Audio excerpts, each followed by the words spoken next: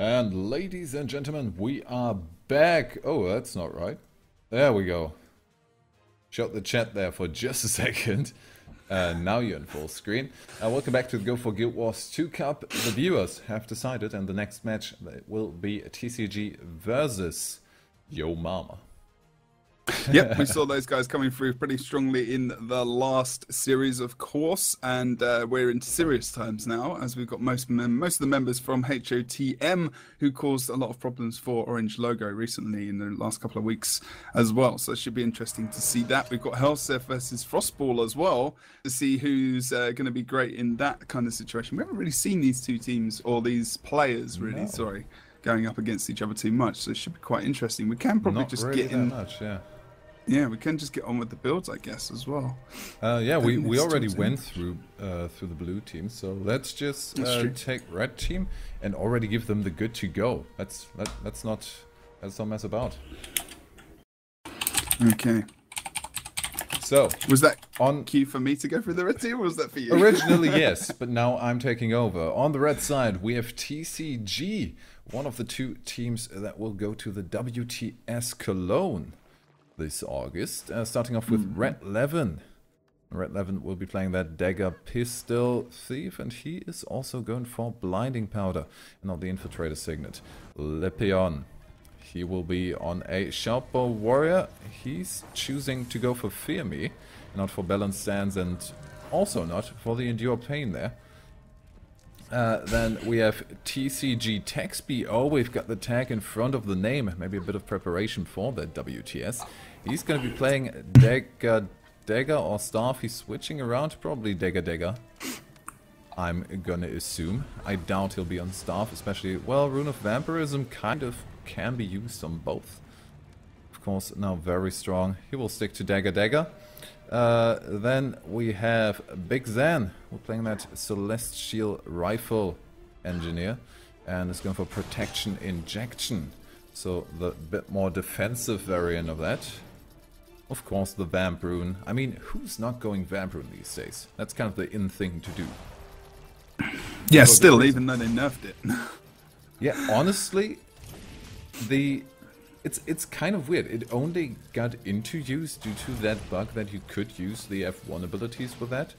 But people only really realized how strong it is to have a, as you called it, get out of jail free card in your arsenal. Just not being able to be bursted. I mean, especially in this meta, where we have these really bursty comps.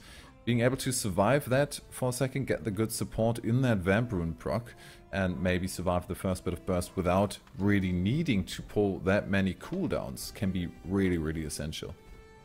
Problem is when someone's coming in with the conditions as well, and it just becomes a little bit heavy in that point, and you've got some defensive cooldowns that you would actually rather use than actually that proccing. So sometimes it's not the best thing to proc at that 25%, and you're just thinking, oh, I really wish that hadn't happened. Like an engineer is a good example. Sometimes it can really work to the benefit, but sometimes it can work for the detriment as well, just because, you know, if you've got connies on you, sometimes you're immediately screwed. And we've seen people going down almost straight away after that Vampirism rune proc. But really, sometimes it's also good just for a repositioning, because even if you're going to go down, at least you can, you know, get into that proc and you've got a couple more seconds to just move somewhere where it's easier to get rezzed. For example, like through a portal, as we see from Helsef, or from someone else as well. So, you know, it's actually quite good for that, and thinking about that in that terms as well. Repositioning is quite good. We're having a couple of problems, I believe, with Helsef trying to get into the game at the moment. Here he is. He's come back now. He's just playing usual build. Nothing much different really from him, of course. Vamp Rune, going for the Shatter Mesmer as well. Sword Torch, Masterful Misdirection over in the Illusions traits as well. So yeah. More confusion coming out from him. Yeah, it's going to be interesting to see what comes out from Blue Team, actually. And how they're going to deal with the Mesmer, and how TCG are going to deal with the Mesmer as well, because they don't have to normally deal with a Mesmer too much. So you actually probably see a little bit of a different play style from TCG, I think, today. And I guess TCG, at the moment, I would say is that the team to beat, even above oRNG Logo, considering what we've seen TCG do against oRNG Logo in the WTS qualifier. Yeah, that's the thing. I mean, like you say, even though oRNG Logo are the WTS champs and the ones, you know, they're not really the people we're actually looking at the moment. You know, like you say, it's TCG because they've been so strong, able to do a lot in recent weeks as well. And wait, what? Really? What? Have a quick look at the chat. They sneak patch it in again.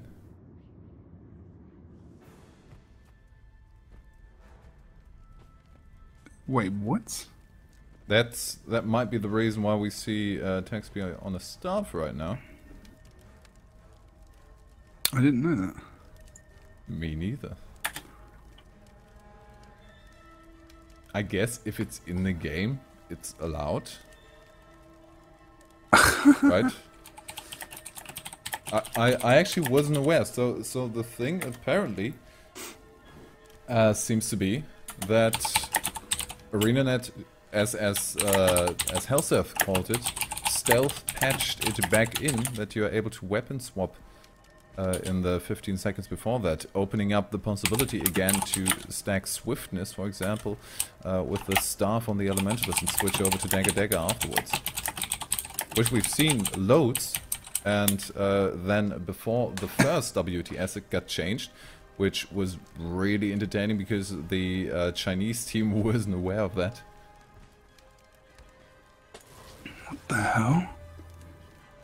No, we're talking about pre-game buffing, guys. We're not talking about the Vamprune proc. Sorry. No. So that's going to be bloody interesting. Okay. Well, we're just waiting for these guys to ready up. Exactly. So that's an interesting update.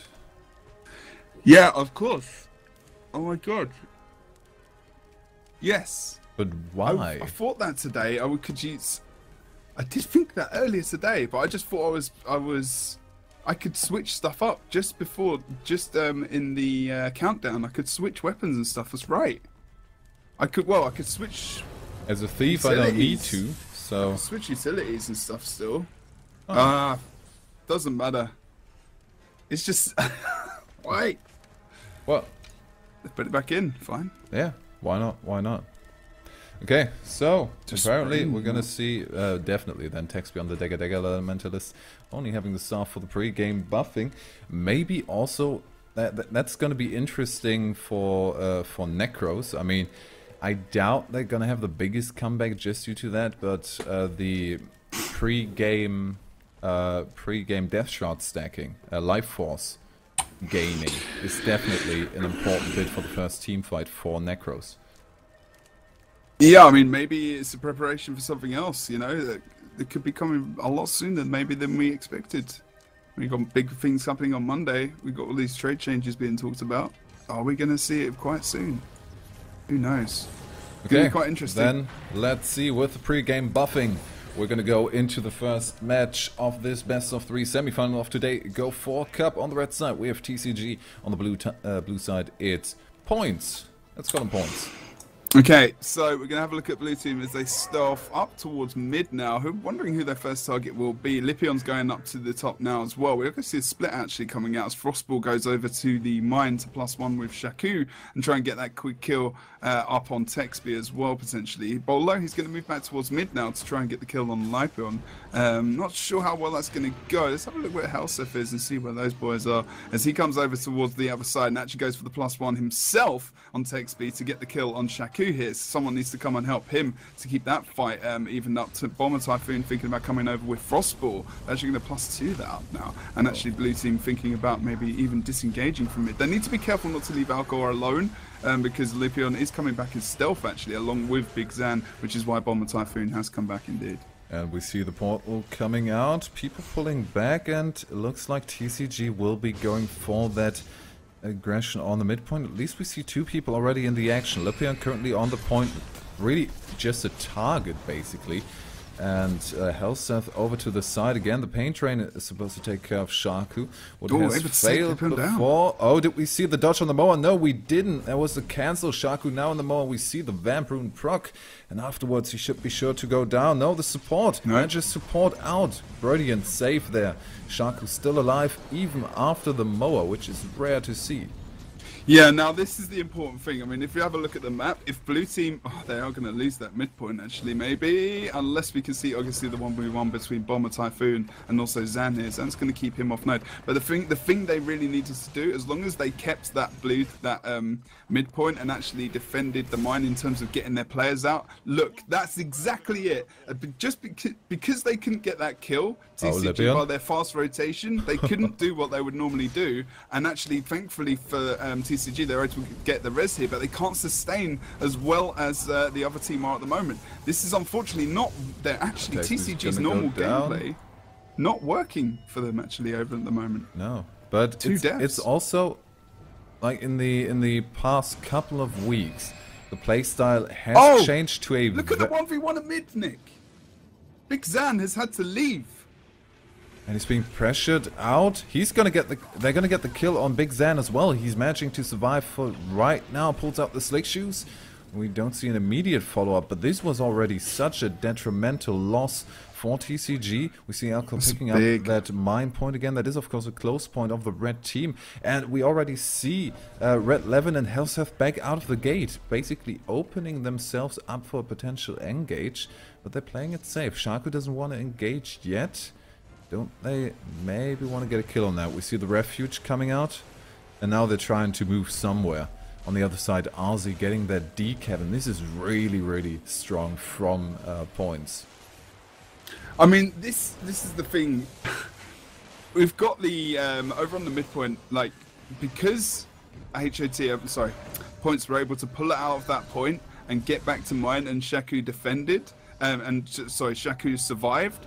If he hadn't have survived, they would have lost that fight, and the game would have been completely different. Now they've got to be careful for this portal play that they've gone. Again, they've gone over towards the mine, but this time Shaku's going to die. And you'll see TCG take the advantage here, unless they can actually get the Shaku up here now. Unless Alcor can get that banner off, but he's not going to be able to. He's too low, and they will need to pull out of this and probably lose a cap there until Shaku comes back into the map, to be honest. Or send someone over to Henge ASAP.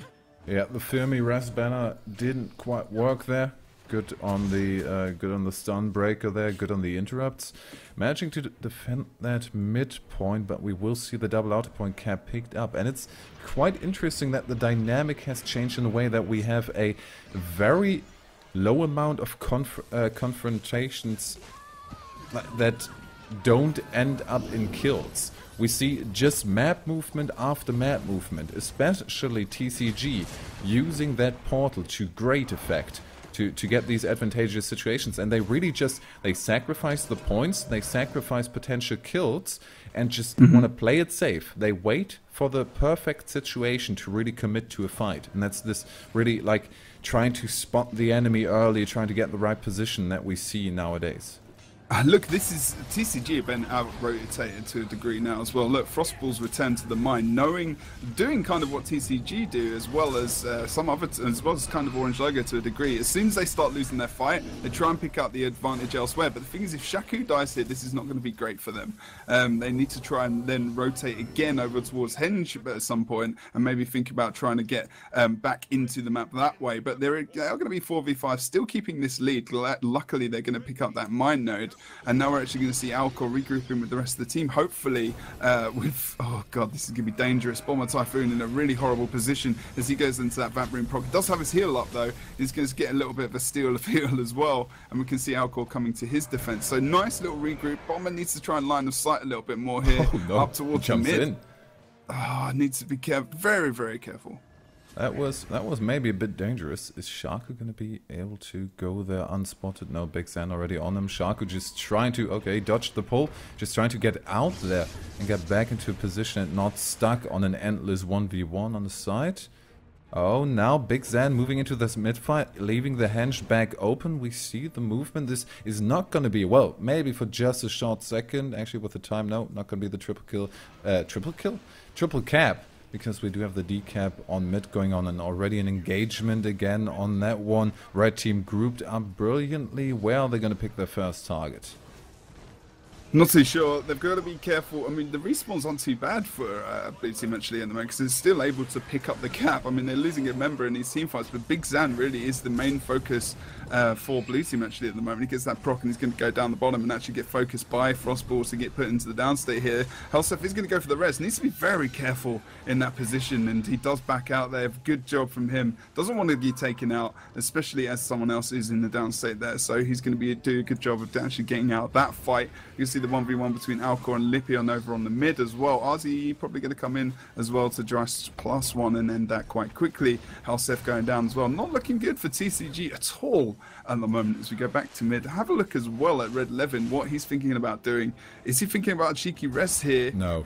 They don't know where he is at the moment, so they've been very cautious, but not in the end. They can guess. They can guess, and the cautious move and the right move there is to at least send someone back to Henge. We've got a good vibe of TCG. They need to pick up that cap on mid. Is Red Levin trying to contest that, but opens himself up for an engage of Arzi. He's already on there. Shaku not really following up with the CC. He's just running from Big Zan at the moment.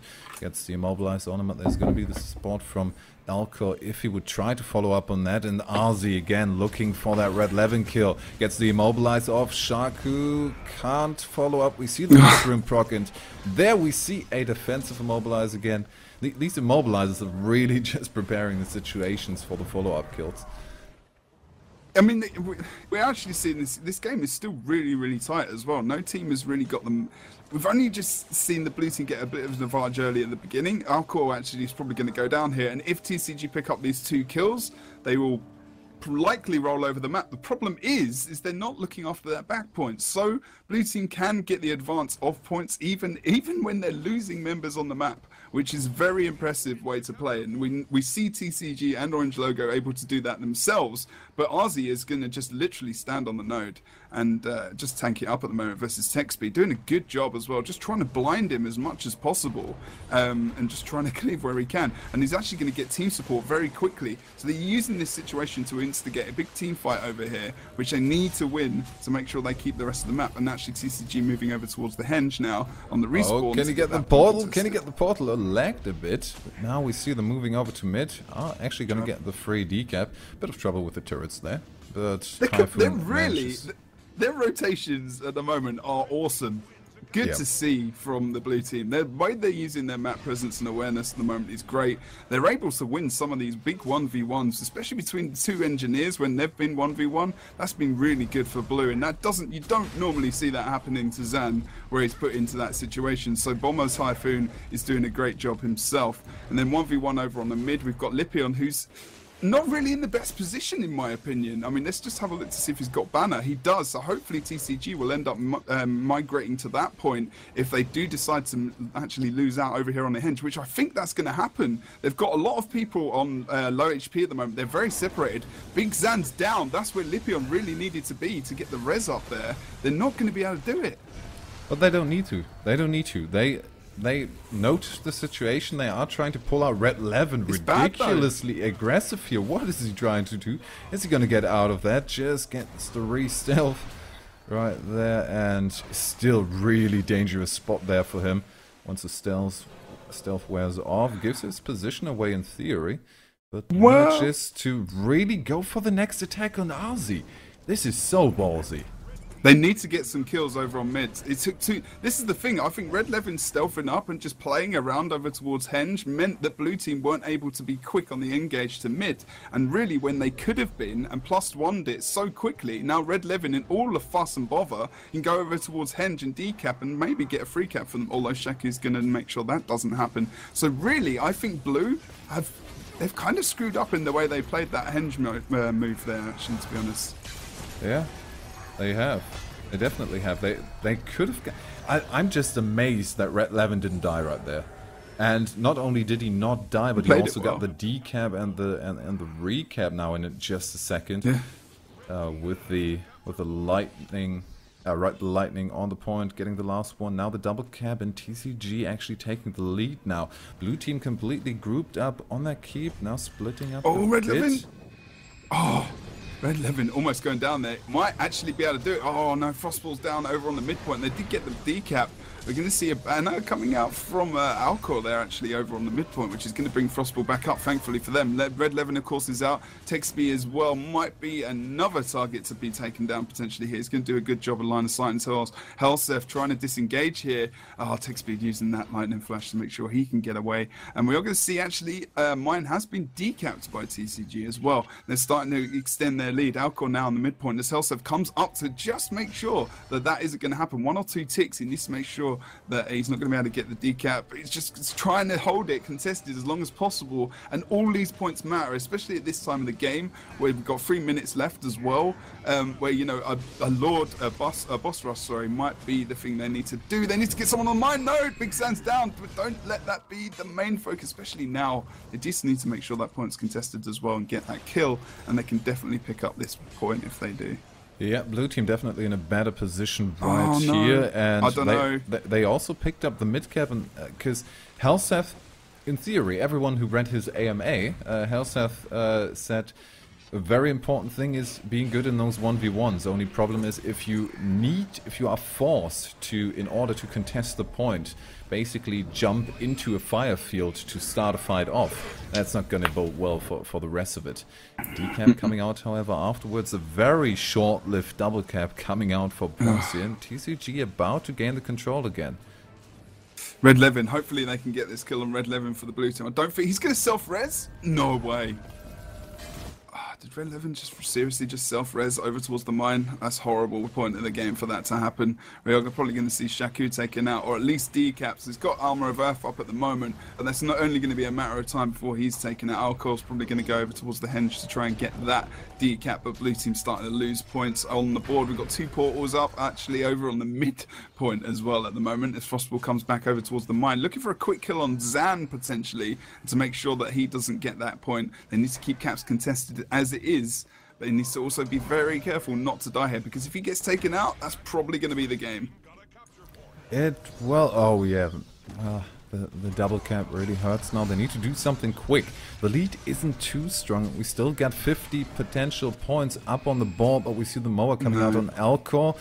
We have Arzi there to try and take out the DPS, but Helseth is in a really good spot. They're not going to get the Alcor kill, but he's really... What is he doing? He's not contesting anything, so really not worth that much on that point in this present moment.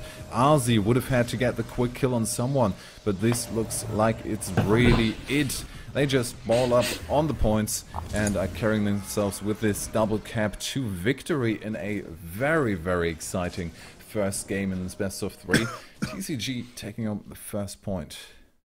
Yeah, I mean, towards blue team's rotations just started to, I don't know, they just didn't do them. They weren't as effective with their rotations towards like from about halfway in the game. They just weren't able to, because I think TCG they just had a bit of an advantage. They were able to get some kills, and blue team weren't able to actually effectively go around the map. I did miss the fact that when Red Levin was self-resing, he was in Shadow Refuge apparently, which is what I wasn't on the map. I was elsewhere, and I was just looking at his HP, and I just saw it raising up slowly, and just wanted to keep with the fight. So I wasn't actually aware that he was in there. Me and Nick have 2 different views. I don't watch exactly the same view as Nick on the cams, of course, because it's important that we're elsewhere on the map. So that's probably why that was missed, but otherwise, yeah, not bad game from the blue team actually as well. Self-res in the refuge is still pretty impressive, because either way, you need to be completely...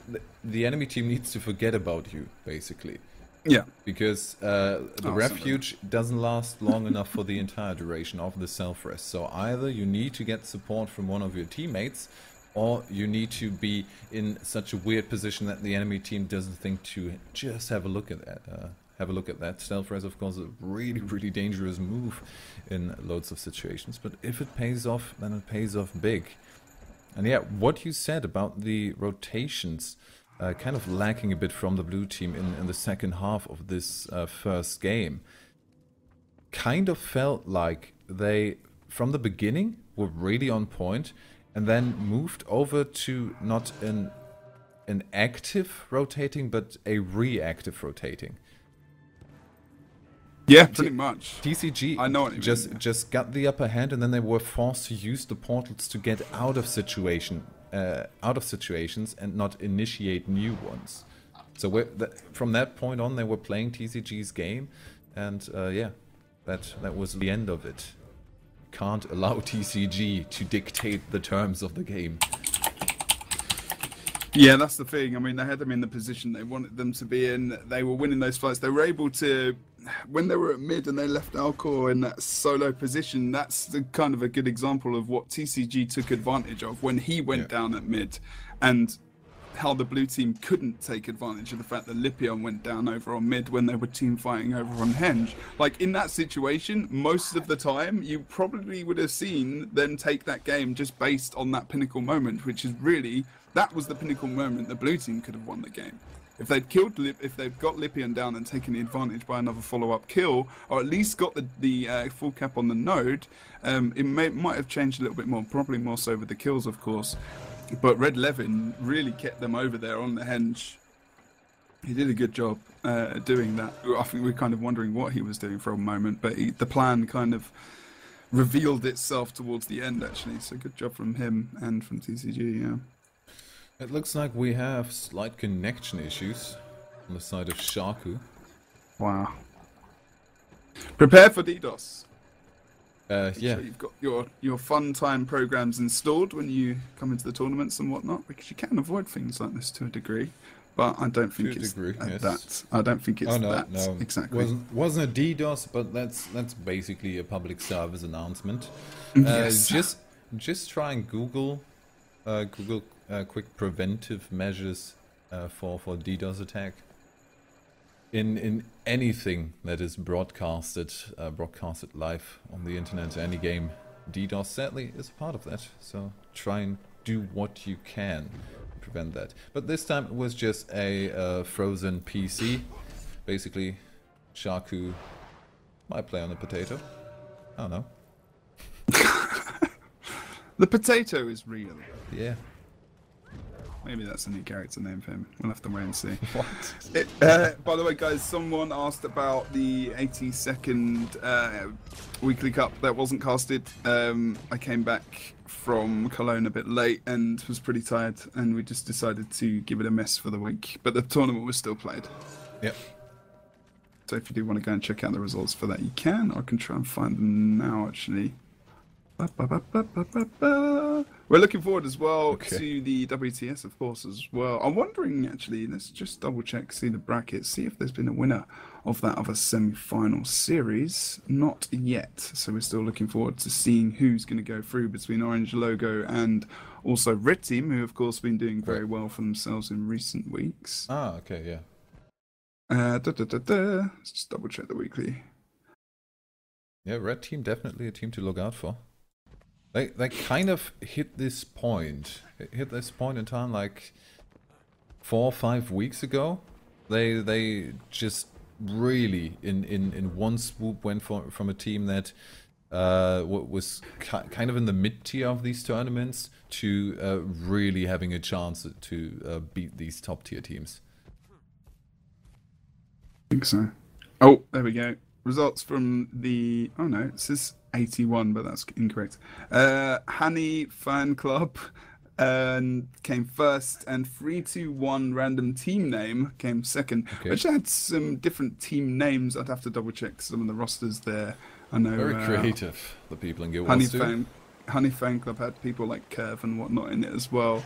But yeah, I think the ESL Weekly Cup is really opening to the mid-tier towards higher tier. So we're getting down a little bit now as the other WTS teams are focusing more on practice and whatnot as well. Yeah. I think the ESL Weekly Cup's opening up a lot more. So you guys should really definitely think about trying to get involved into that. And also for the Go4, of course, as well.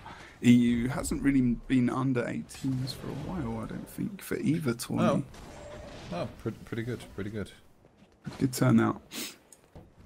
I'm liking more teams getting involved. Newer teams, trying it out. And the Weekly Cup, of course, a brilliant spot to try out your luck. Let's watch oRNG Logo as well, mate. We can't, unfortunately. The fun times. Honestly, I really don't want to miss the second game of this. No, because that was very really close. don't. It was a lot closer than we probably realised. I mean, it was just one pinnacle point, which I really felt that blue team were. I actually thought they might have won that if they could have taken that mid fight I was speaking about with Lipion earlier when they did get the kill on him. Actually, Big Zan versus Bomber Typhoon over on the midpoint, that 1v1 as well between those guys. Like, if we see them in this game, in this faux fire coming up against each other, that's going to be something very important to watch as well. But when TCG do that move, when they do that rotation, when they move out of one point and they've got a portal down somewhere and you're aware of where it is and where it's going to happen, you need cooldowns to make sure you're going to have stun breakers, because if they move over to your node and you're like in a 3v1 or a 2v1 situation, like Shaku was,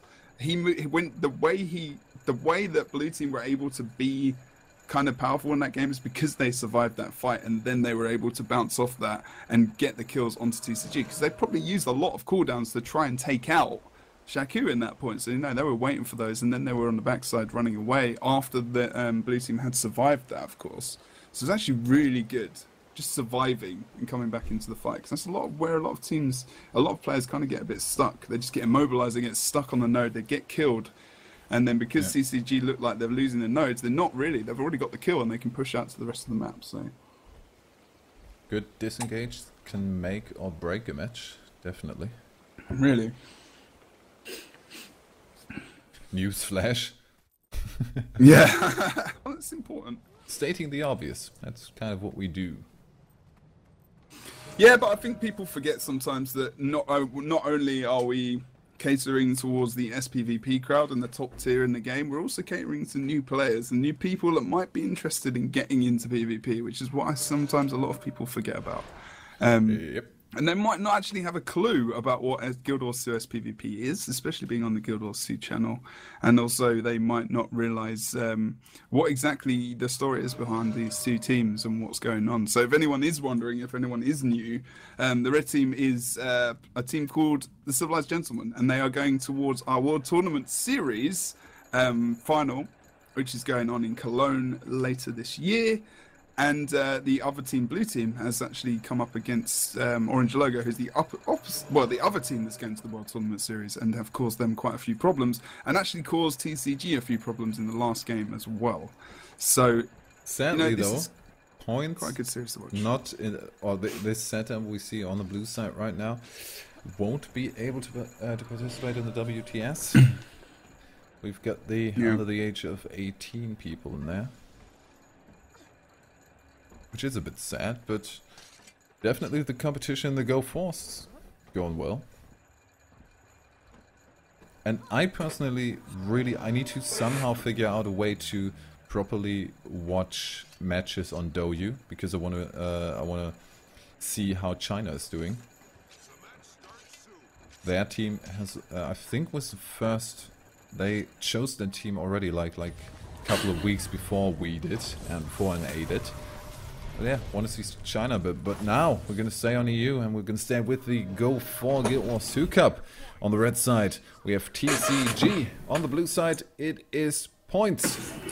They will be going to the second match in this best of 3. Okay.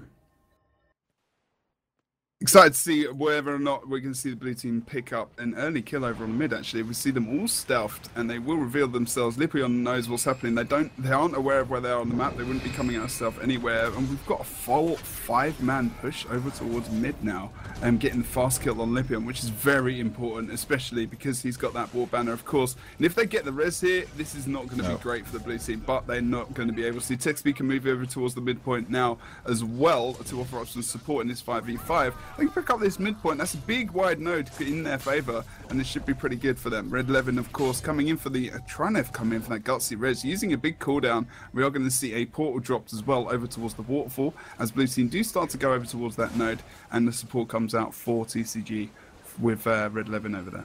Yeah, and them trying to get Big Zan down, of course, a bit open for an engage of this pain train. Nice seeing these two move together, and can very definitely be dangerous. We see the portal disengage already. They're out, and actually not yet pushing for the quarry. Looks like they will be, well, at least Arzi, but other than that, trying to defend against the incoming forces of TCG. Lipion just trying to run through already. He might actually manage to get on point before the cap goes through. He will, most likely. I think Arzi's going to try and venom him off the node. No, okay, it's not. He's actually going to do what he did before on the mine. He's going to try and keep him blinded and invulnerable and just try and do everything he can to stop him from doing any kind of damage. But Arzi is going to get immobilized there. He needs to be very careful. Hopefully, if they can get a kill over on mid, weren't able to in the end. They did get the res up over on the midpoint for TCG did. They could have come +1 easily over on that quarry. He's good. He's in vapor form already. Chased by Shaku. Oh, can't ride the lightning away. Shaku gone for the stomp there. Oh, he might actually get the rally. No, he won't. Bomb Typhoon back up again in the second try with the stomp is going to bring down Texby. And that's a good opener. But we saw the decap on mid. So even though we do see the kills on the side of the blue team right now, TCG is still having the upper hand with the side notes. And Helsef is down. Now they need to move. They need to move towards both points. They've got the point contested, but Lipion's watching Corey now. They can move on from this fight and take him out. Injurious will not pay off for Red Levin. He's caught in the slick shoes and just barely makes it out alive. He's got a poison. And he's got rid of that, of course. They need to. They could have really moved quite quickly over towards the quarry and taken Lipion down. That would have been a nice move. They've gone for Zan instead over on the waterfall, which in my opinion is actually a more difficult point to decap to a degree, because you've got so much more fencing there to make sure you get knocked back into. Big Zan is going to go down along with Red Levin possibly as well, as Arzi trains him down from behind over on the waterfall. Needs to be very. They're losing a lot of team members, TCG, but they've still got the lead. Yeah, they had the lead and have it still, but that's going to be the end of it, I think. Should be. In a bit, we might see Shaku. Is he just going to suicide? Shaku? Not Shaku. Taxby. Is he just going to suicide on point and trying to keep that which for as long as possible? No, trying to get out of it, but that might already have been a big mistake for him to engage there. He's really stuck now, especially in that immobilize. Ozzy can train him down. He's going to use that Ride the Lightning to get back to mid and regenerate successfully. Just getting the advantage now, the blue team. Not as much as I would have hoped for those guys, and probably them as well. If they'd moved on towards Lipion, over towards Corey, that would have been nice. But of course, it means the red team members respawning would have got there a lot quicker, so that's probably why they went to the waterfall in the first place as well. And to kill Zan might have been a bit easier, of course. It takes a while to get Lipion down. It takes a while to get either of them down. TCG, oh no, TXB's going to go down. He's going to vapor form through it. Oh no, he vapor formed into the banner. He vapor formed into the banner, not bringing him up, but the rest of the team goes through the door as well, but leaving Lipion for an open attack. He jumps into that refuge. We get a rest. We almost get a 4-man down, but they managed to go through the portal in the end. No portal coming out yet. Lipion back in the base, playing it safe, but now the decap already happened on mid. These portal plays are really detrimental here for TCG. They need to be so careful. Blue team losing a cap there when they really had the advantage. They didn't really. They were pushing so hard towards the respawn there. But decap's all over the shop as Red Levin goes down over towards the waterfall now. Needs to make sure that he's definitely taken up and no one is going to be able to advance on that node. Also, mid Alcor is 1v2 at the moment. Needs to be very careful that he also doesn't go down. Sorry, Shaku comes back through the portal that was dropped there by Frostpool. So good move, a good portal there to actually back up Alcor, make sure he's going to stay alive. We're actually going to see blue team possibly pick up a free cap if they can get these kills down on these members, especially if they take Kelsef. Yeah, it's always, even though in the fights themselves, the blue team just has the upper hand right now, the way in which they, the overcommitment they need to do in order to achieve these quick kills, kind of puts them in a position where TCG can just abuse that. We saw them just over-eagerly pushing them, chasing them back into their base. One portal move and the entire map belonged to TCG again. You see that nice combo coming out from TCG. The knockback from Helsef with the Great Sword 5, and then the crate with from Zan was a really nice combo, but unfortunately not able to pull it out in the end. Texby and Helsef going down on the map as well. That means blue team need to get to mid very quickly to take advantage of this. Alcor is I don't know, he's quite low. He's got no cooldowns as well. He's got conditions on him. We all can see Red 11 take him out. No one's going to be able to come in. We can see the Frostball. Oh, good job! And the damage from Lepion as well. They need to make sure they try and get the kill, at least take him into the down state. But they're not going to really gain much out of this. Even taking that fight over on the waterfall there, they really need to make sure they get some kills here and maybe even get Alcor back up, which they should be able to do. Oh, the Resident Shadow Refuge is so close. Dodge. He's back up. Good job. Good dodge of the knockback from Helseth there. I mean, obvious that it would come, but still, sometimes you're just too focused on getting that res and too committed to really pay attention to that. Lepion with a knockback, no follow-up damage. He's trying to run away right Nick Waterfall. Oh, God, no. They took so much advantage. Oh, look at that. Frostball brings him through. Shaku. There we go. We've got combat medic competition here with Frostball as he brought up Shaku through that portal. Very, very Helseth-esque, of course. They survived that, and that's going to be important for them to push back into the game. Sorry to interrupt. That was quite a big moment over towards the waterfall. Interrupt when something like this happens. Midcap picked back up, so equal points right now. Slight lead for TCG still. Big Sam lose that now in stealth. Was assisted by Red 11 there. I'm liking these defensive stealth moves, and we already have the pain train moving over to that quarry node, but Red 11 almost taken out before he even manages to get there. So now we have Helseth in a bit of an open position, doing well against Typhoon, really well. Yeah, but ours is here to maybe +1 this, and someone needs to remember the node, but they're just really focusing on the kill on Helseth. But the thing is, he's really close to his spawn area.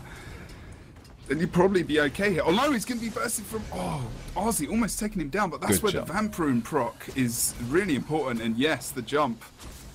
Was that port as well? I actually didn't see whether or not he ported up there, my bad. No, he jumped. He jumped in vapor form actually, which is pretty damn impressive. Went down afterwards, slid down the rock on the side, and now Ozzy on the chase of Lepion. They want to get the kill. Is Frostball just going to turn around in a second? No way, it's Frostball. We actually had the... down of Shaku. Frostball trying to get the res on Shaku. This is the vapor form right now going on point, and he's not going to be rest anytime soon. Storm from Zan coming out. Red 11 managing to disengage, because even if they get the first kill and the support is gone, the pain train is still really dangerous for Red 11. Well, they're really sticking on mid to try and get something out of this. I'm really surprised. They're just stuck in the stealth. RZ and Frostball, they're trying to make him think they've gone over towards Waterfall, which is what Red Team have started to do. They've actually started to move over there because they've actually had to, because of the respawn as well of the team members. But Red 11 has gone over to Quarry, and they've got a free decap. Easy. That's really negated some of their movement on the map now, to be honest. And that's a good move from Red 11 to make sure they pick up that node. If they can get the kill here on Red 11 and also Helseth, that'll be a good point in time to move towards that mid. Now, if you remember, this is actually a good position where the blue team have been many times before when we've seen them with HATM, of course, and they've been very strong on this map, but they're having a few problems at the moment. Shaku able to get past Zan there, of course. I'm not sure Zan's going to be able to get over towards Waterfall in time for the it's going to be the decap, I feel. Does he? No, maybe not. Are we going to see a knockback? Oh, dodge of the Immobilize, but not enough to get on point fast enough. So they're buying themselves some room, but we already see the 350. And are we going to see any type of preparation? Portal on cooldown for 75 minutes, and I doubt we're going to see a wow, that is a long cooldown for Portal. What? 75 minutes. Oh, seconds. Seconds. I was going to say, the rest of the tournament, you cannot use Portal.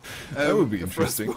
It would be. Frostball's got his Portal up. They're prepping. They're going to go for Lord, because I think this is going to be the way that they have to win this game.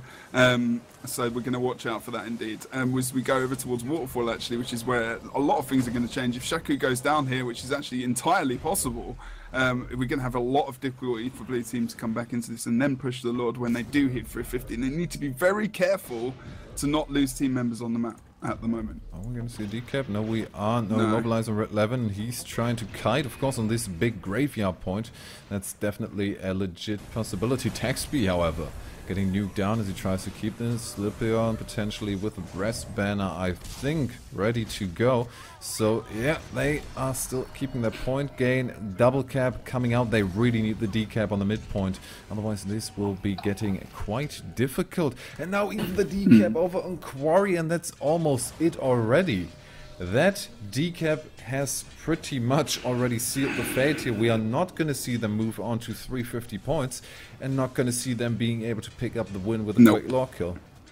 They're just completely negating their Lord Rush at the moment, which is very, very important versus these guys, because they've done it before. When they've actually got the potential to push, they've actually lulled the other team, like oRNG Logo in this position, into a false sense of security, thinking, you know, oh, they can't push Lord or anything. But the thing is, then they've actually turned control into their favour by keeping them in one place and then going to the rest of the map, which is actually what Frostball's started to do now, and actually supporting overall towards Waterfall. So he'll decap mid, he'll get the +1 over on Waterfall, possibly get the decap, possibly get the 2 cap, then push back over to Quarry, but they need to win this fight as well, and potentially they could come back. Helsef going down as well is a big thing, and that's the way the game could go at the moment, very much so. They need the quick kill on Zan, or the knockback, getting the decap already. Now they've got room.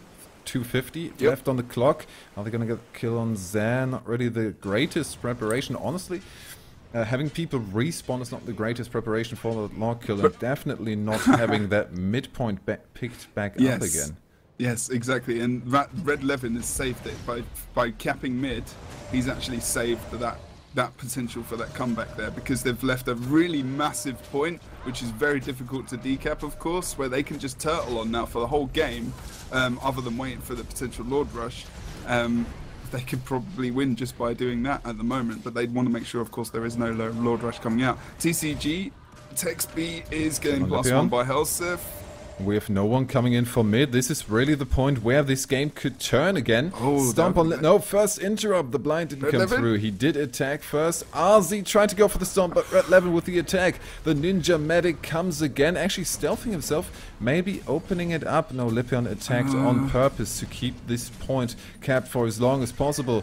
And honestly, 17 points, that is not much to work with. Now Red Levin is trying to clutch it. Oh!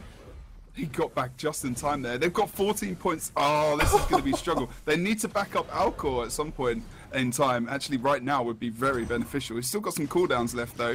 But TextB's on node. Alcor is pushing Helsef, but forgetting about the node. He's timed this well. Good job from him. Look at Alcor's awareness of how many caps are on the point, and also versus 2 members. We need the push over to the Quarry. They're going for it now. They're going to go for it now. But they still need to keep it neutral. They have almost no points to work with at all. They've got 1 minute as well. They have to Lord Rush. They have to. Are they aware of that fact? They have no other choice. I don't know. Lord Rush. You need to Lord Rush yesterday. Do we have a portal up? Frostball? No. No, not going with the portal. Seconds. They just need to run. Oh, they've got good... Oh, no way. I really want to ride them, but I can't. No. I would love to just tell them, rush it, but by the looks of it, 40 seconds left on the clock, only 14 points to go for TCG to pick up this victory, or 30 seconds. It's basically their choice. And now we have Frostball on the move. This is going to be a quick Lord Rush. It has to be red side gate. He's the only one down. We already have Big Zan on the offense. This is solo Lord Rush by Frostball. I think he's the only one who really picked up on the timer there. 19 seconds left. This is not looking good. No. But just for the sake of it, let's put a target on there. 13. Are we going to see a mower very quick? We've seen Lords fall quick. No, we've got most of the blue team coming in, though. This is a bit difficult. 4 seconds left. This will not be it. Not a chance. The winner, 491 to 419, will be TCG, and they are moving on to the finals.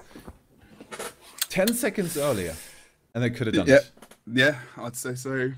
They were really stuck in that fight for a while. Yeah. I mean, and honestly, kudos to TCG. They did not let them out there. They did not give them the breathing room. Exactly. They couldn't disengage and well enough to go any earlier, maybe, as well. And because we also didn't have the portal from Frostball as well to just evacuate them out of the point, get through the gate quicker, be ahead of the team. But also Zan was in a nice position to actually be there in time as well. I'm not sure if he had crate, so he might have been able to stun the teams they came through that portal. But, you know, it was a good, really 2 great games. And we're going to go to a final next, which is going to be... Do we already have the update? oRNG Logo have gone through. oRNG Logo versus TCG, the 2 WTS qualifying teams. Again, going up against one another in a Go4GW2 final. Who are we going to see, though? I think... What? Who are we going to see in orange logo, though? Is Rom going to be there today? Oh, that's also the question. But now, to get these people in the arena and get this started, we're going to a quick break. You guys can enjoy some music, and we'll be... Welcome back, guys, to the Go4GW2 Cup. It is finals time, and in the finals we have the two teams that will also be going to the WTS Cologne. It is oRNG Logo versus TCG. Indeed, and we have a change up. Obviously, there is no Rom today, so I think he's on holiday or something. So I think they're actually, which I think isn't working. We did see that on the monthly on Wednesday. There was a couple of issues with the comp that they were using. They've still gone with two Ellies. They've got the DPS Guardian. They've got Frey back in now as well, as also Tage, and they've got the Syndrome. They've got the Thief as well. So it's going to be very interesting how we see them do again without Rom. Whether or not we're going to be able to see a very confident performance, which is not what we really saw on Wednesday. Yeah, no, we didn't. No, yeah. we didn't. Sorry, I was a tiny bit out of it because the noises of Denshi's auto attacking were really loud for me just now. Rom's in jail. He's not. It's okay. We promise. Maybe this time. Maybe this time. And the second team of them will be renamed again. Cut the knot. So yeah, the double Ellie setup. Ellie's lost in terms of popularity, kind of having a bit of a comeback, and I gotta say, I admit it, I'm a bit of a Munapar fanboy. Yeah, he's good. He's really good at like keeping control of a point for a considerable amount of time. And if he's going to be a point holder, which is what he's really been more often than not, you know, that's going to be very advantageous for them. They'll probably send, if you remember, like with the Abjured when they're running these two, when they're running the Ellies, of course, when they were back in the day, they did a far point push. So we'll probably see oRNG Logo send one of the Ellies over towards the far point with a great sword and try and keep that point contested. Whether or not that's going to be Denshi or Munapar is going to be another story. Yeah. Should we go through their builds quickly? Yeah, let's do it very quick. We've seen TCG already. Should I go over orange, or do you feel a bit orange logo-y? You can do it. That's fine. Then I'll do it. Syndrome. He will be playing the Thief. He will be taking care of a lot of the damage on the team. He's playing Dagger, Pistol, Panic Strike Thief. And we have Denshi on one of the two Dagger Elementalists. The second one is Munapar with the exact same build. Also, we have the Vampirism Rune on Denshi, and Munapar going for that Holbrook. And then we have the Tage, suddenly he's the Tage. He's playing Meditation DPS Guardian, and look, we have a second one, as oRNG Logo does. The second Guardian is either, we see sometimes the Shout Bow come out twice, sometimes it's twice the DPS Guardian. In this case, actually just stacking the Ellies and the DPS Guardians. It's going to be interesting how exactly that works. But Frelina, or Frey, we're going to call him Frey. He's also playing DPS Meditation's Guardian. So explosive DPS potential on the side of oRNG Logo. Yeah, I'm still not sure about this 2 DPS Guardian comp. I mean, it's going to be horrible for Helseth and Red Levin when they can actually get into the fight with them, because they're always going to have to watch out for those 2 ports that we've got, of course, coming out from Judge's intervention. But, you know, if they can out-rotate those Guardians to a degree, which I think they're probably going to try and do, then they should be okay. But, you know, they're always going to be involved with one of those DPS Guardians one way or another. And when it's 2, they really can't be as offensive as they would like to until those cooldowns have been used, of course. But oRNG Logo, known to force these big team fights, will they be able to force TCG into one of these big team fights? I very much doubt it. The rotations we've seen from them in last games, I think oRNG will really have a couple of situations in this game where they just stand there and, oh wait, what happened? Suddenly they have a double cap. What's going on? The team fight could be on their side, but yeah, I think so. I doubt that it's really going to come to that much. Banner. If we're gonna, let's just double check as well to see if Lipion is still on Sharpo. He went Hambo once. Last Wednesday, yeah, he went to Hambo because they didn't really feel as if they needed the banner versus a team without the Sharpo as well. I mean, it's so strong. It's going to be very useful for them in this map, especially. He's gone for that balanced stance as well, so he's got the extra stability, which is going to make sure he's going to be able to get some downs out and also get that banner off as well, which is going to be very useful. But like we said, guys, we are just waiting for these teams to ready up. But most of the team is the WTS champions over on the red from oRNG Logo. TCG, the other main team, of course, who are going to the WTS finals over in Cologne, of course, in Germany and Europe. But we're looking forward to going through these splits quickly as we have the 5-second countdown in the game. Nick's going to go through those splits. Yeah, we see only Denshi coming out of the side. Is he stealthed up? He's not stealthed, and that opens him up to a very quick engage already in the Vapor form. That will save him from going down immediately with the first burst, but the second is just going to leave him in the middle of nowhere, basically. And Elsef saying hi just as he goes down. That was so, like, I called that. It happens all the time, you know. You got two Ellies, they normally push one to far. They knew that was going to happen. He wasn't even stealthed up, and they punished him for it. So dangerous to go out of the side gate without stealth.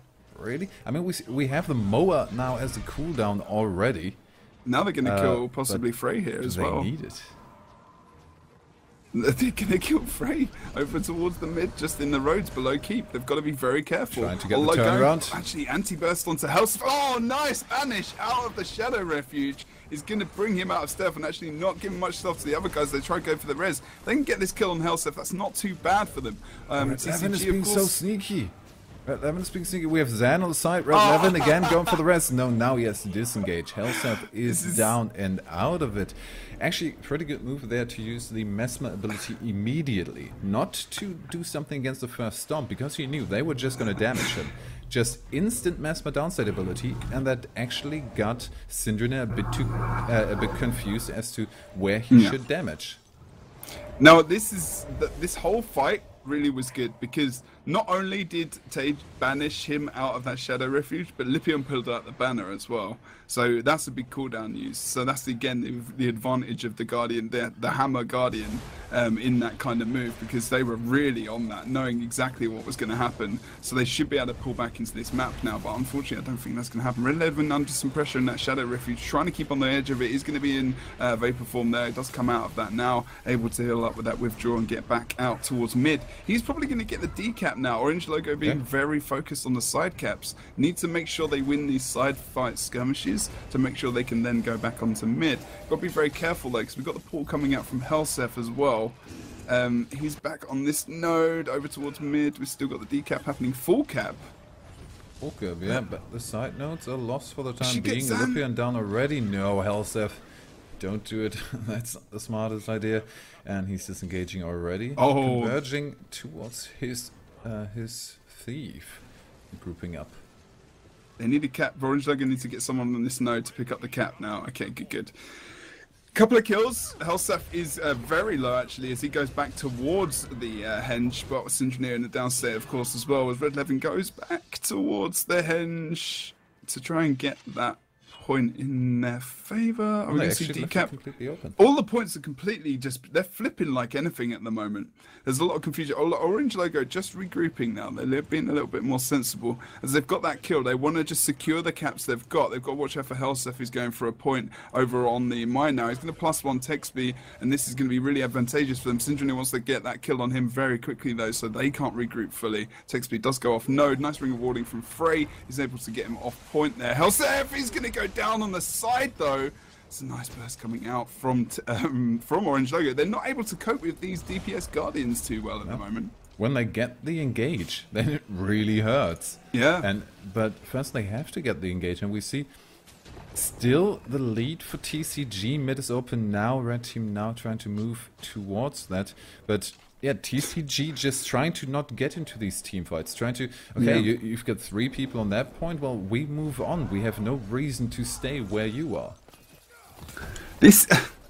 They're moving around the map at the moment, orange logo, to a degree where they're forcing TCG into a point where they know they're almost going to.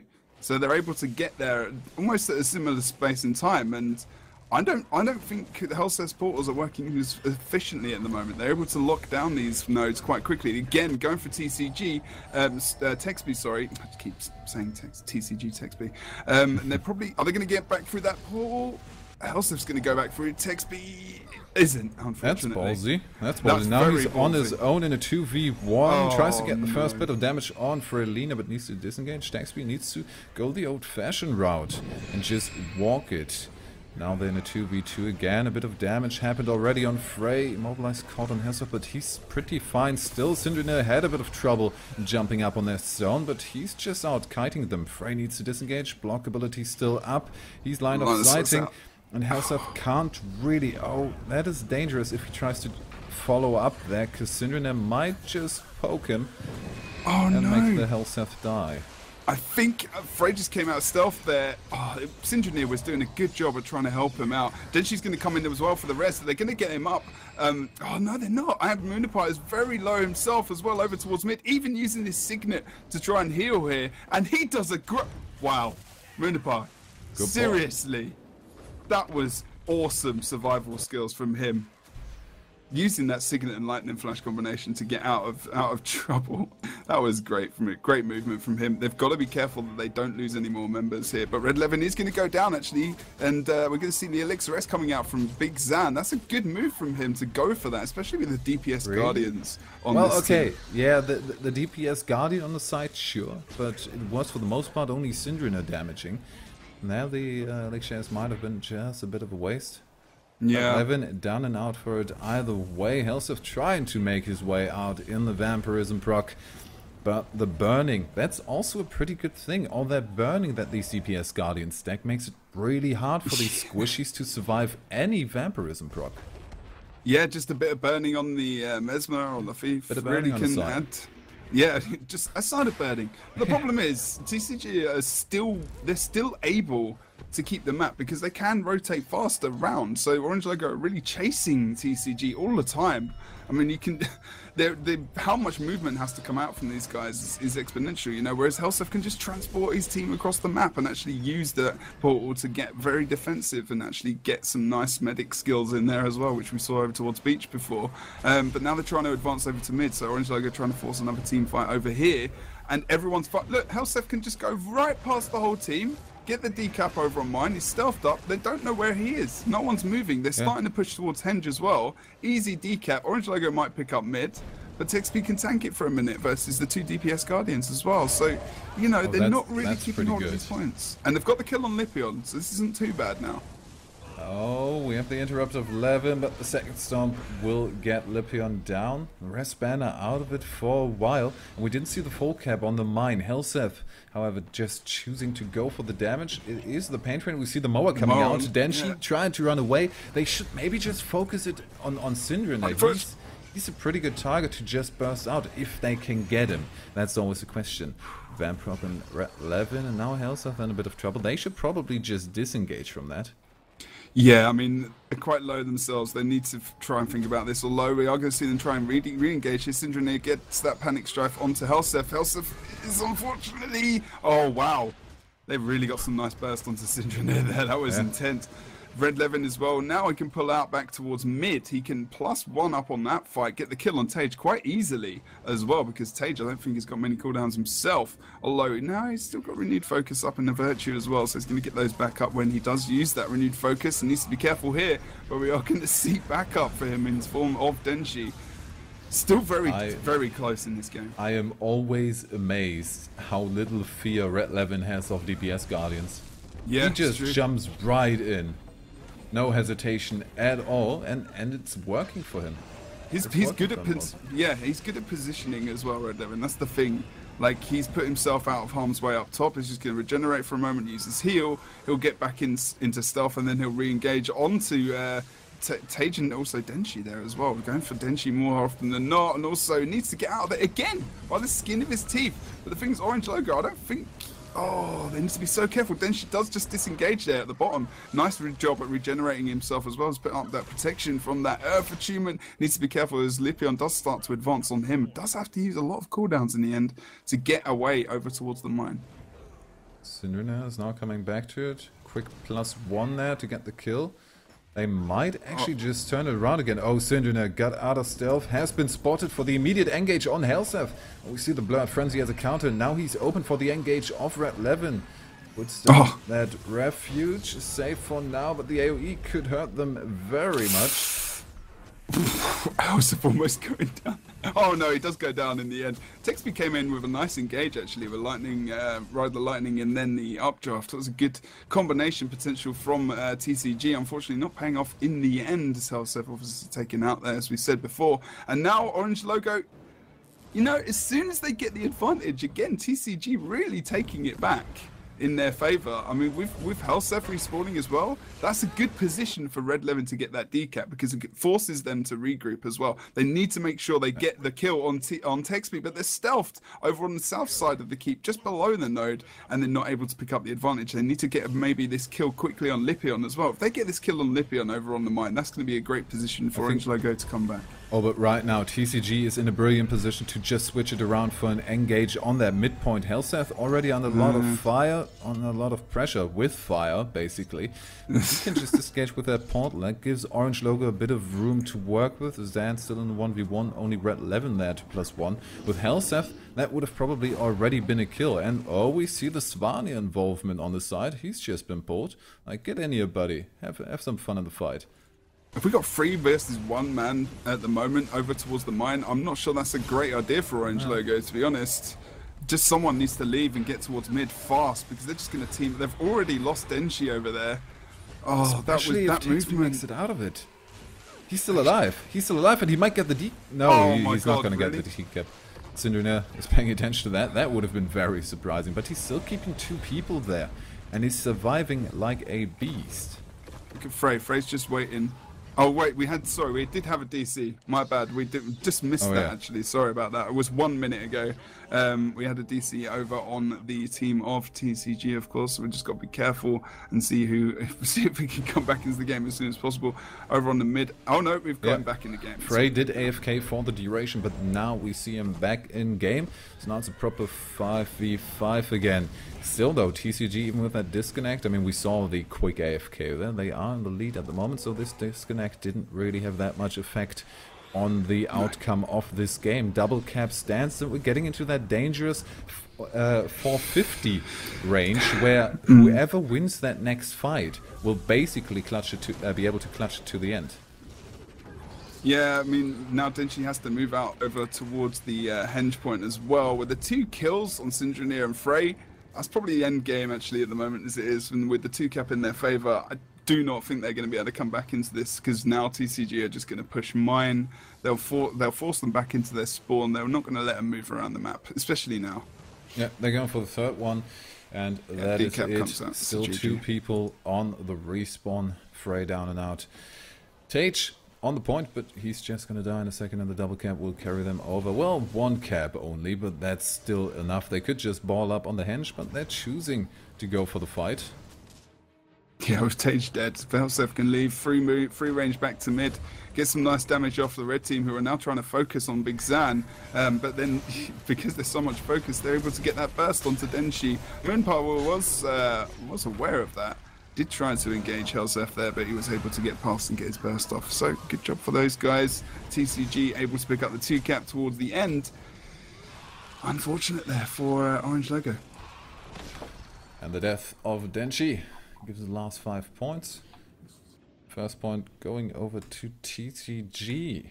And the difficult question will be, already a win. It was a pretty good game. We saw some good movement, some good stuff from oRNG Logo, but in the end it was just oRNG Logo sometimes left standing. Just, yeah, you okay, stay there, we're just gonna move on. We don't need to engage. Running circles around them.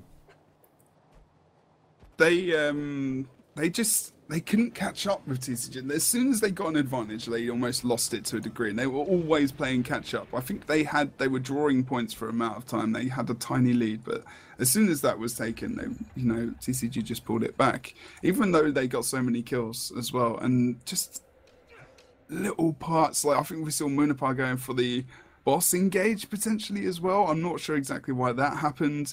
They were 3v1 on the mine, and then they lost someone over on the mid point. This is in terms of oRNG logo, of course.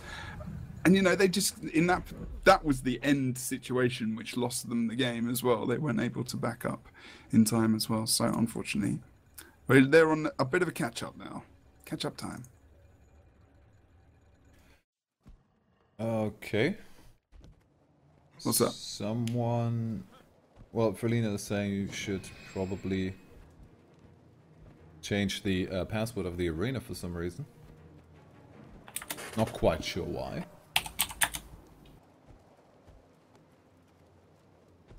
Okay. You can post the new password in the chat, man, if you're changing it. Because we've got that handy overlay. If I know his account name, then I can just ban him. Oh. Or like that. Yeah, don't... Oh, good lord. How boring. What? People doing that. Yeah. Okay, so just waiting for that to be taken care of until we go into the second and potentially last game for today. It's the finals of the Go4GW2 Cup. And if you have just tuned in, TCG have just grabbed the first game in this best of 3. It's only one more win for them, and they pick up the big money. Indeed, you do. I'm just trying to see if I can do this elsewhere as well. Okay, so yes, sorry, distracted. Just trying to make sure these guys are able to play properly and they've got not got distractions and whatnot, just so that we can carry on and play the game in the way we're meant to. So yeah, looking forward to this next game. Will TCG take the second game and go to the cash prize? That's the important thing today for them, of course. Yeah, oRNG logo, maybe. I mean, even though they aren't in their full lineup with which they will be starting in the WTS, still maybe in a position to prove that they can take TCG. Because right now TCG is just up there, and by the looks of it, up there to stay. And we've seen what TCG can do to oRNG logo on this map. Are we going to see a repeat of that? I think so. I mean, this is yeah, it's not that great map, is it? Are we going to see? It's a shame, we haven't got Cole actually. Cole would be someone nice to bring in maybe into this. Maybe this different setup and especially the experiences they had in the last couple of weeks on this map will force them to change up what they normally do here. Let's see as we go into the second game in this best of 3. oRNG logo on the red side versus TCG on the blue side. Okay, so if we go into the map and have a look at these splits. Oh, how are we going to see this going? They're actually going to push straight into mid now, TCG. Going for the burst down onto Denshi, and again, almost. Although he's going to snap vampering procs, and he's going to survive. And they just turned it around on Helseth. We get the battle standard to pick him back up, so no kills on the board just yet, but it looks like TCG is in a precarious position. Lipion trying to run for his life, jumps into mid, good position for a quick rest, but the knockbacks are happening and Lipion pretty much down and out for it.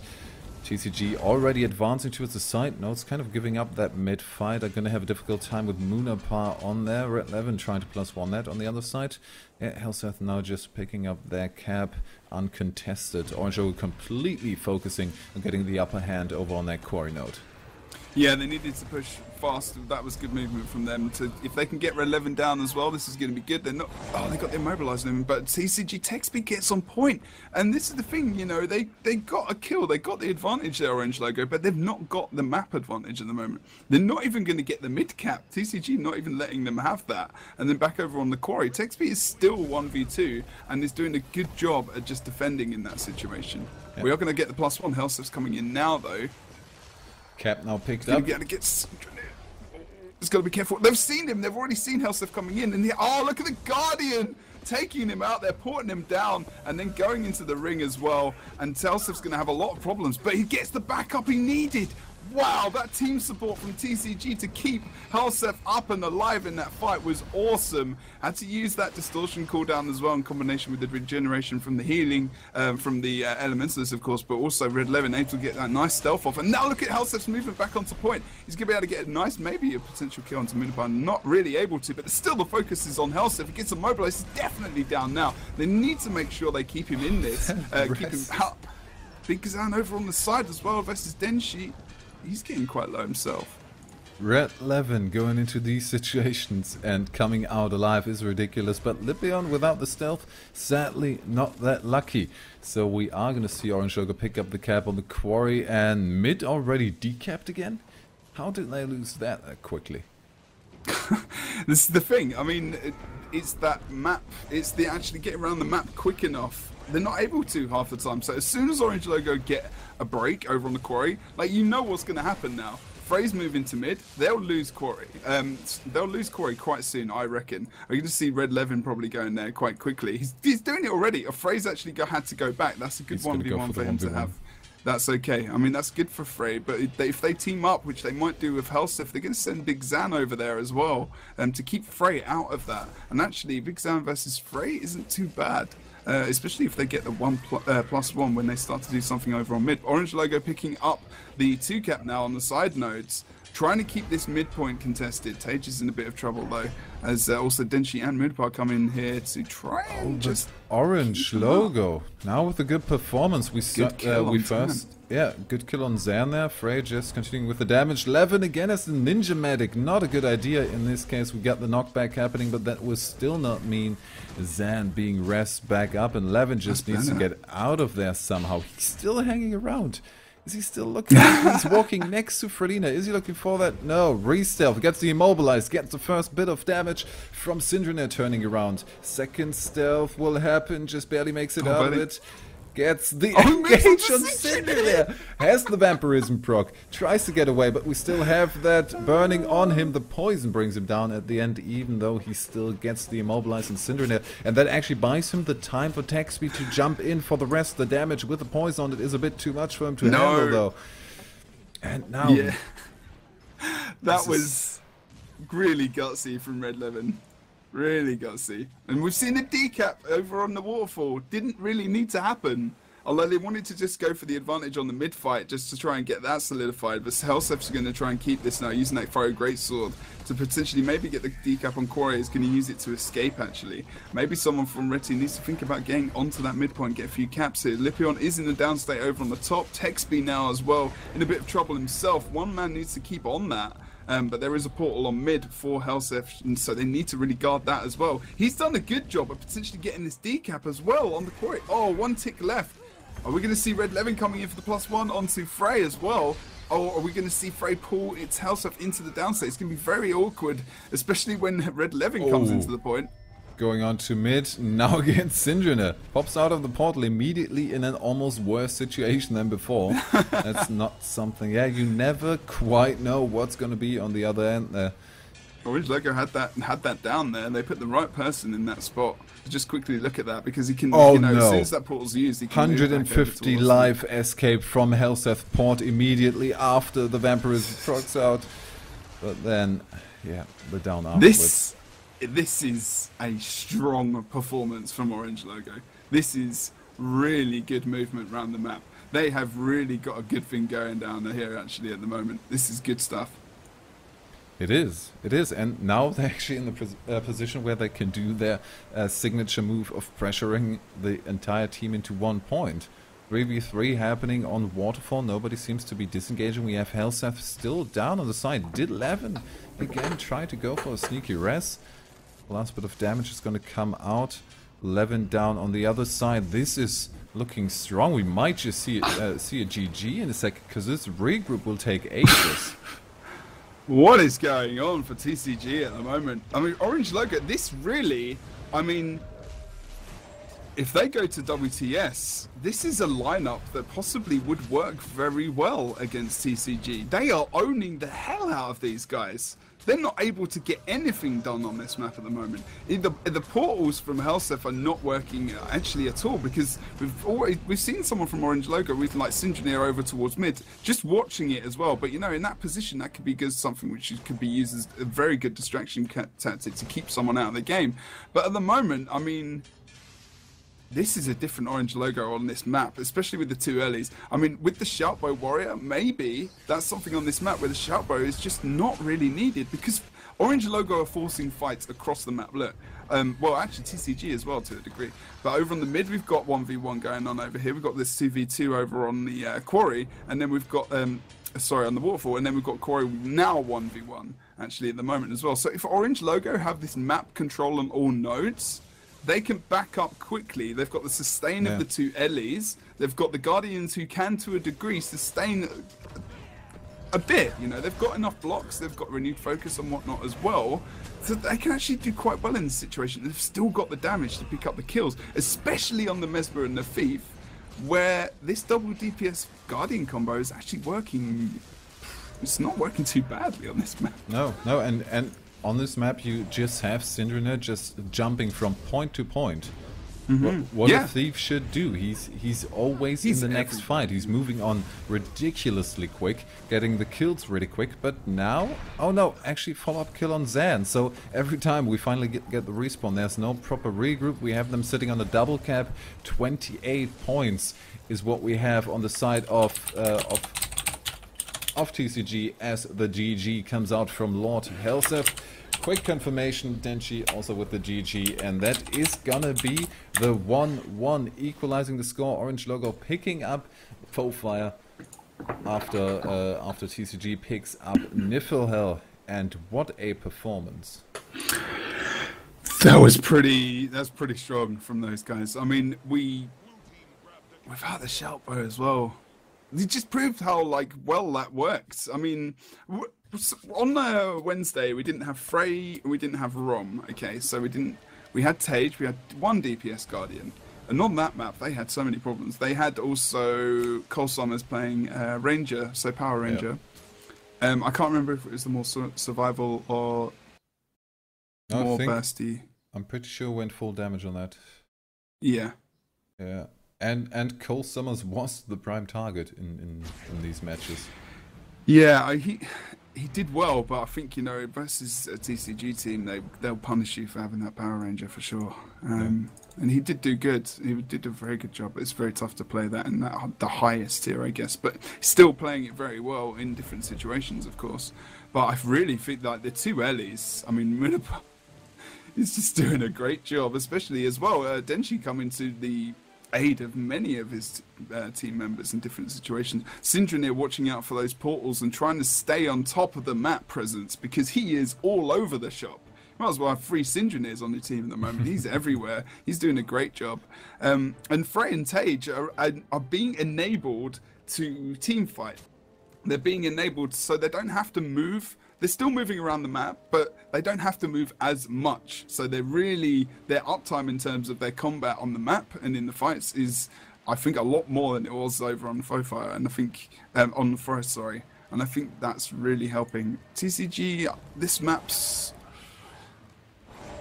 I think I don't know who's going to win this game. I mean, if we look at the lineup, actually. In terms of mobility, we got Hambo. We previously said that, oRNG Logo just can't compete with TCG on that. But the Clock Tower has the handy feature, let's call it that. Yeah. For example, a Meditation Guardian, which we've got 2 of, can, with a target, just port instantly into the fight. We have two Elementalists, both of course running Lightning Flash, can port up on the sides, and we have Syndriner. On the other side we have Lipion and Zan, who cannot move onto the clock tower that quickly. So on this map, with all these ports on the side, that slight lack of movement might be completely... yeah, it doesn't matter. It doesn't matter. They can port everywhere. You know, did you hear me when I said Lipion's playing Hambo? Yeah. Okay. I like Lipion and Hambo. Yeah, Lipion's good in Hambo. Okay. Sorry, that's really loud. My mic's not standing right on top of the keyboard. I'm going to get a new mic just for casting, I think. Just for streaming. And just blow into the mic. Yeah, sorry, there was... I thought I just misclicked my mute. Sorry about that. Having a few fun moments here, as everything seems to be falling apart. I had to take everything apart and put it back together, so that was fun. Okay, so we're just waiting for the ready up.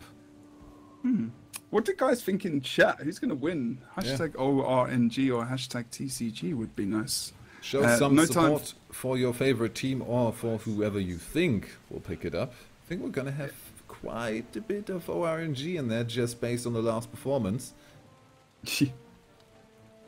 But we have seen teams just come back even from a defeat like that. So now let's get into the game. Definitely the last game for today. It's Battle of Kylo. It's the third map in the best of 3 between TCG and oRNG. So as we go into the map, of course, we're going to see TCG mainly moving towards the mid, actually, going towards far, sorry. They're going to go for that push, and Moonapie is going to be in a position to defend that, hopefully for him, but we're going to see the stealth Moa! The overkill. The overkill with the Moa, and they wouldn't have needed Moa or Basilisk Venom, to be honest. Moonapie very hesitant at first, and we see the immediate movement at least close to the clock tower. Are they going to pick up the cap first before it comes to the engage? Yeah, cap going over to oRNG with Frey on the sidelines. With Frey on the points there. They've done the important thing though, they've actually pushed over towards Mansion in the 2v1, and if they can pick up the kill on him, although Red Levin's come over quite quickly now, I think Texby used a lot of his cooldowns, so he's not going to be able to use them for the thief. Oh no, he's not actually. He should be okay here to actually pick up those. And he's in stealth now as well, so as soon as Red Levin comes out of that, he's possibly going to go down. They're actually going to withdraw and go to mid.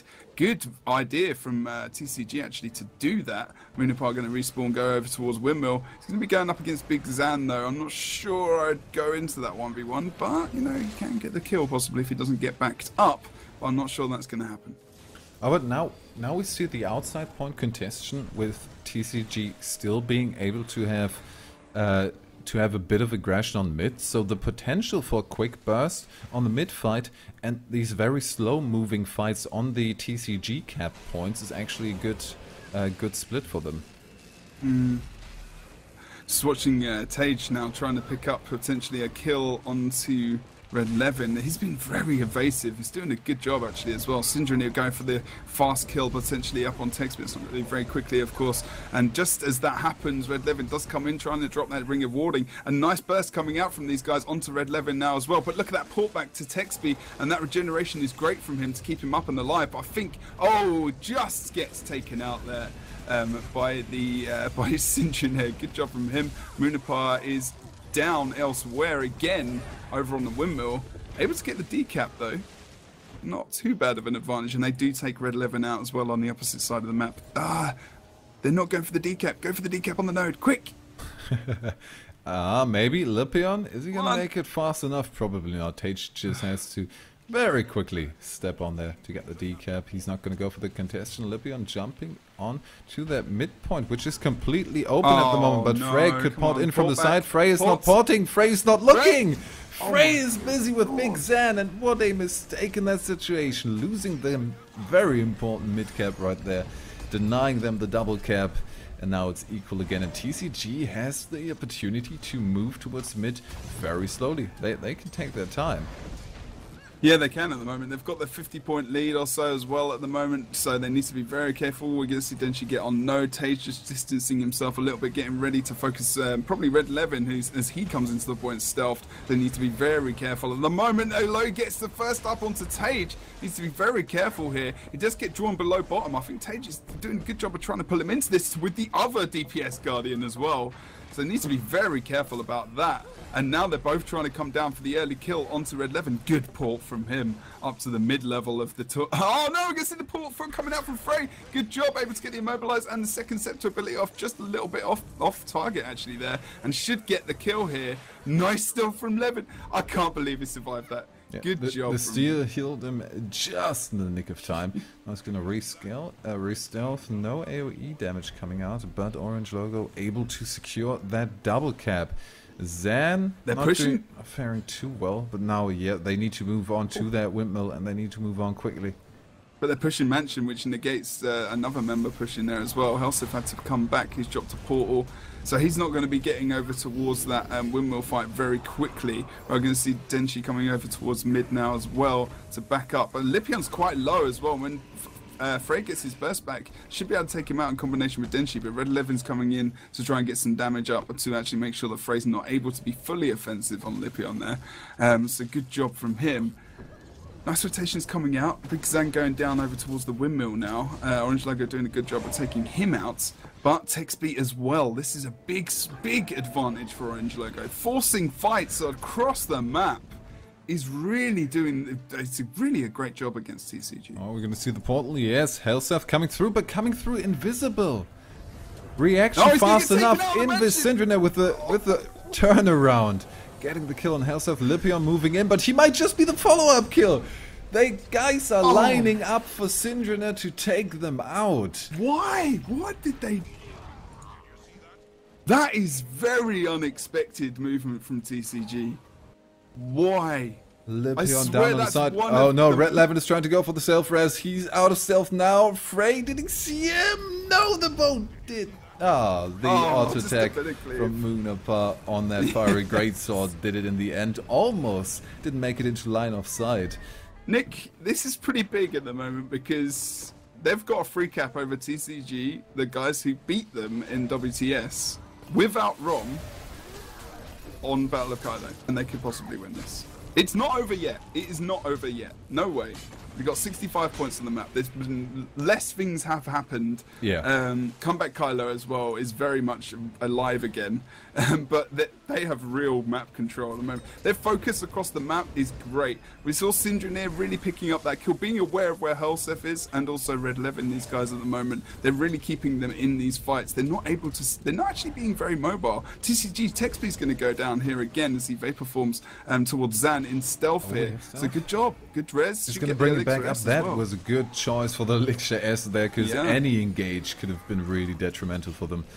Now they need to, they want to make it on point, make it a 2v2, but just on the move there. Fiery Greatsword coming out, Helseth there for the +1, Big Zan already in the Vaporism proc, going down afterwards, Textbee trying to go for the clutch res. We see the punt of the side, and the distortion coming out with that clutch res. Are they going to get the decap? Yeah. Good job from TCG. Even chilled there as well. Just got on the point. We're going to see the portal coming out as well. Helseth. Oh my god, come on! It gets the decap mid. That's the comeback potential now. They need to hold it. If they can get the kill on Denshi, this is going to be a great comeback for them. And they are. They're going to be able to take him down. He vapor forms to the side there. But in the end, going to be... I don't think it's going to be okay. He does get the res here from Frey. If they get the kill on Red Levin and get the windmill now... That's great. They moved into a position where Red Levin was actually trying to be quite offensive as well. So kind of as always, is there ever a situation where Red Levin would not engage? There's no amount of health that he could have to not engage. They're coming back now. Really coming back. We see the Vamp proc, but the burning still takes him down on the side. Are we going to see another self-res? No, just the damage from the Scepter 2.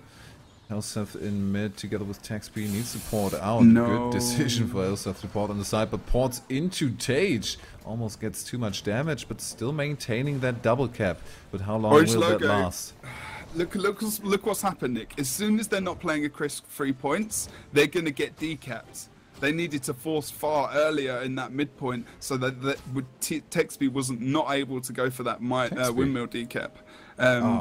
So do you see what happened? This exactly what happened. As soon as they didn't force the fights on free caps, they lost everything. Also, they had to keep the map. They wanted to keep the map as it was in their favour to a degree, even losing one node, unfortunately, over on the windmill, which really spawned that kind of comeback. But now Lipion going into the downstate as well might get the res here. Is going to get up, but we're going to have a problem for Big Zan over towards mid. Although he's got his healing turret back up now, so he can, of course, get a ton of healing with that jump shot combination as well, and moves into mid. And again, someone has bailed off the point. Is it Frey again? No, Tage, and he gets the point. Oh. No, but he gets the decap. Walks off, but he's going for the kill. We see the Elixir S coming out, and now Helseth trying to get the turnaround. Actually stumbles over that ring of warding on the side. Moa coming out to get Tage out of the way. He's jumping. They got the decap. They got themselves some breathing room. Tage coming back into it. Moa should run out in a second. Can he get the turnaround kill? Good updraft coming in, but not enough to really get the damage going. They need to be careful. They're so paranoid of losing Mansion at the moment, and TCG are forcing them into outnumbered fights potentially over on this map. Although Lipion is in a bad situation, mid really was. Oh, they've moved back towards mid as well now. Lipion almost about to die, just with the hammer to jump, just with the adrenaline ability on the hammer there. Earthshaker, right? Yeah, Earthshaker jumps into two people, gets Syndrina and Frey down on the side. They are very squishy. Gets the knockback on Denshi. Immobilize happening. Is he gonna get the decap on mid? He will. Still a 100-point advantage for Orange Logo, but this is a very good spot to be in right now. They need to, but the thing is, Orange Logo can't commit to 1 point because they will definitely lose any kind of map presence they have, of course. They're going to lose it anyway because they've lost members. But they need to keep this mid fight going. They need to try and keep the 1v1 on the point. They need to keep it contested. They're slowly getting the comeback here. 4.5 minutes left. They can come back. It's very easy for them to do. Tage is still in downstate over towards the mansion. If they lose this game, they will be kicking themselves for sure. They're going to get the decap over on Windmill. They're re-engaging onto the map and they're forcing fights on the 3 nodes again. That's what they need to do to win this game and to get the caps back in their favour. 1v1 now over on the Windmill. We're going to see Syndrina come into +1. If they get the Big Zan kill, they should be able to push back into the map as Tage respawns. But we're going to see Zan using that Elixir S to stealth out of there. Actually, good job from him. Where's Frey going now? Frey is now just turning around, giving up the chase, and we actually see 2 people. Oh, Zan, very dangerous. Jumps with that vampirism proc into the refuge. Back on point, gets knocked back, but still can keep it neutral. Lipion is now on there as well. Zan will be going down. We don't have a rest banner on... Oh, we do have a rest banner on Lipion, of course. Simply Hambo doesn't mean no rest banner. And now they can't keep neutral. They're making up points. Only about 40 points left as the lead of Orange Logo. And that's going away quick. Yeah, they're pulling out of the map. They need to be careful now. Orange Logo need to move out fast. Really fast. They need to follow up on these kills to keep this lead in their favour. And TCG have really backed up. And if they get the kill down onto Munipar over on the mansion, then that comeback from Orange Logo might be taken away. But Helseth very low actually as he starts to go in for long kill on Munipar. Knows what's at stake now in this game, and that was the good move to do. But Munipar is going to get out and be okay over towards mid. They need to make sure that they keep this windmill fight. They need to push Mansion as well. If they don't push Mansion now, then I think TCG is just going to out-rotate them. Big Zan's going to go for the decap over on Windmill as well. And then she is pushing Mansion, but Red Levin is on him. They get the decap on mid already, so the double cap is taken care of. Yeah. And they're going to win the game there. We see the respawn of the first down. Levin, always in these 1v1s right now against Denshi, and it looks like he will be winning that fairly quickly. Actually, no, regen coming out. So this will take a while, but at the moment he's just trying to keep it like this for as long as possible. Needs to get on point. No, is being chased by Denshi. Lipion coming in from the side, and he's the proper person to stay on that point. Meanwhile, in mid, we still have the contestant Taxby on point. Tage is looking for the kill on Helseth. Doesn't get it. I think just immobilized an illusion right there. It's Possibly. But, if they lose Windmill now in this 1v1, Munipar needs to be very careful. Got the Armor of Earth. He needs a +1. Helsef's +1ing in the right place to get the kill and potential knockback on Munipar. He can't do much now at the moment. They need some assist here. Syndrin is way too late. He needs to move back into the map. They need to get the kills elsewhere. Munipar is in the down state. They've got Red 11 down. They need this decap mid. They need to send someone to Mansion as well. They must know that they're not there. Texby's going to go down mid as well. They should get map control as they get these kills. Unless they get Texby back up, they really need to pick up down on mid. Will that be happening? Big Zan is on point, and that 1 point double cap now coming out, and that is gonna do it in time. Decap Mansion. Denshi made the right move. They needed to move there. He's pretty much saved that now. And if they can get the kill, they've won this game. Yeah, TCG is just funneling into that neutral mid node right now. They are they have complete tunnel vision on this. We have Red 11 now keeping it neutral. Zan in that Vamp proc tries to make it back up. They're good ring of warding. Red 11 porting out to the side. If they already picked up the double cap, the stomp, and that's it. Orange Logo, after a brilliant series, pick up the second win in this best of 3. 500 to 453. GG well played in the chat, and GG well played from us as well. That was really good job from Orange Logo. Fantastic. They could have lost it so many times, but this is how I feel that what they won. In my personal opinion, they just forced the map. You saw it. When I went back out to the map, Orange Logo moved into one big team fight. They started to lose the map, exactly how they did on Forest to a degree as well, where, they were forced into mid, and TCG could just, they could easily decap. You've got Helsef with a portal, you've got Red 11 who you can nick over to the node, get a decap very quickly, come back and probably finish the fight. But the thing is, those DPS Guardians were causing some mayhem, and Munipar was a beast. And they just played a really good one today. They almost lost it quite a few times though.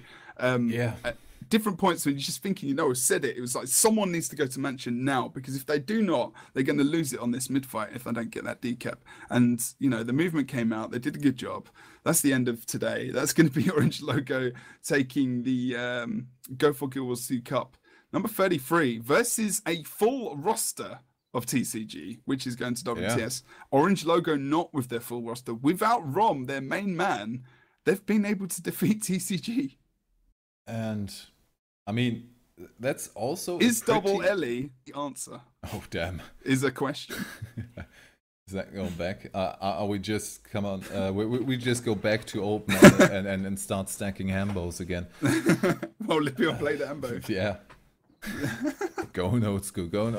But yeah, what we found out today is TCG is beatable. New TCG can be beaten, and isn't that a good thing to know? Makes, I think, going into WTS a lot more exciting. We're gonna have to we're gonna have to see what exactly will happen over the next few weeks, because there is still quite a bit of time to until that first week of August, I think. Oh, second week of August. Well, kind of. I don't know. Early August somewhere on Gamescom Cologne. That's going to be really interesting. But it's still quite a way away. So, do we have to mention anything that might come up later today or later this week? NA Go4 is on later today, of course. Make sure you check that out. I believe the Go4 for NA was a little bit tighter this past week, but make sure you go and join Hirix and Storm for that cast. Pardon me. We got the ESL Weekly Cup over on my channel, of course, on Jebro Unity for EU. And yeah, just make sure you check out the Monday, is it Point of Interest ready up? I can't remember which one it's called exactly, but there's going to be, I guess, tons of info on there as well. But yeah, just make sure you follow the channel as well for when it goes live, so you actually don't have to be reminded at the time, because you get an email saying we're going live and stuff's happening. Which is handy. It is very handy. Nice reminder. So we finished it off. Congratulations to Orange Logo for taking first place. Of course, also congratulations for TCG to really have put on a brilliant show here and taken second place. Also a bit of money in that, 100 euros. Yeah, and that's it. Thank you for watching, everyone out there on stream. Thank you for playing, to all the teams that have played today. And we'll say goodbye for today. See you next time. See you later, people.